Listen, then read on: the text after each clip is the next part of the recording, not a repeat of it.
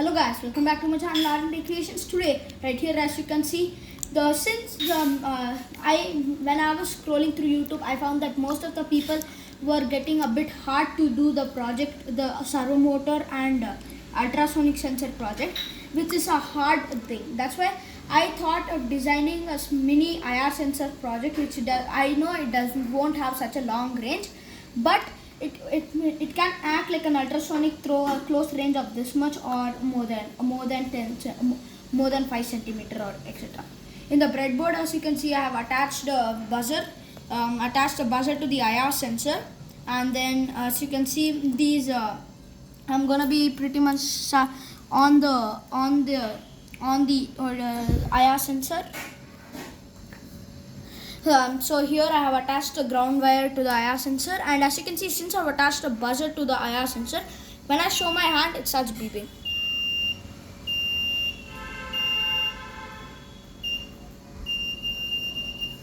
And so now we are going, since I'm going to be using block-based coding for this, so you can see the computer. If you guys can just build your own these types of projects, you can just get to see this from the top view. And now I will show the testing part for the servo motor. So since we are using block-based coding, I'm gonna be showing first guys can download Snap for Arduino, and right here I'm gonna choose examples to use Fermata, which is a thing that we use to communicate between the block-based coding and Arduino IDE through the Fermata, and we are gonna choose standard Fermata because our project was a little standard and Arduino is also. Now I'm gonna connect the Arduino and select the port, which is COM4, and then verify it. Now after it verifies, it shows done compiling, and then I'm gonna go up to upload it. Now you can see it's showing compiling sketch and it shows uploading.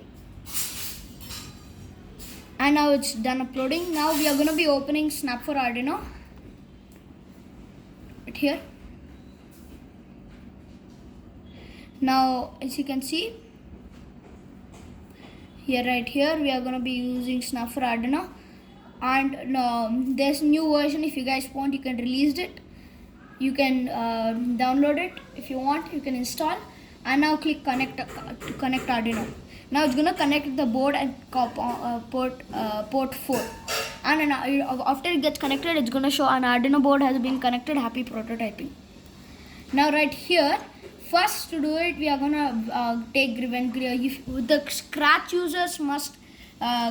users might know this because it's just like Scratch. And next I might learn Arduino IDE. Now after you do forever block, then put set servo, and then you can put wait 1 second, and the less you put the wait the seconds to wait, you can the more faster the servo motor comes. Now I'm gonna put wait 1 second, the standard seconds, and then I'll set the digital pin of my servo motor, which was 9. And then now I'm gonna put not clockwise, I would put from 0 degree. And from 0 degree, I'm gonna go back to Arduino section and I'll put set servo to 9.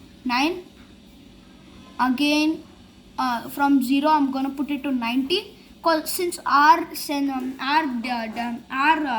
area sensor will need some pauses in the centers to understand where and all this is.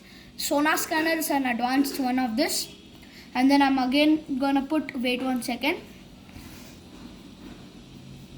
And if this does not work after all putting the code, try changing the digital number because it might be wrong. The digital pin might be a little wrong. And then we are gonna put set servo, and then same digital pin, but this time from 0 90 we are going to put 180 degrees, which is the max that a servo motor can go. You guys can put 95, you guys can put 175, you can put anything. Now what I'm going to do is then again go to control and put one last wait 1 second, and from right here it's going to start moving.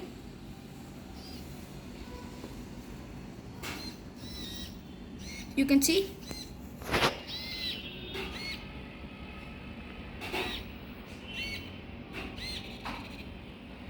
right here. So when if I put my hand in the center, you can find.